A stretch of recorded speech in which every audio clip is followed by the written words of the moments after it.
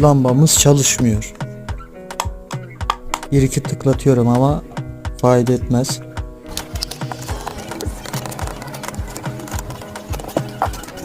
Evet. Devre kartına bakıyorum şöyle. Gözle görmeli bir sıkıntı yok. O zaman diyorum ki büyük ihtimalle ledler seri bağlandığı için kesin birisinde bir sıkıntı vardır diyor. Tüm ledleri tek tek açıp yavaşça kontrollerini yapıyorum. Herhangi bir arızalı bir led gördüğümde onu kontrol ediyorum.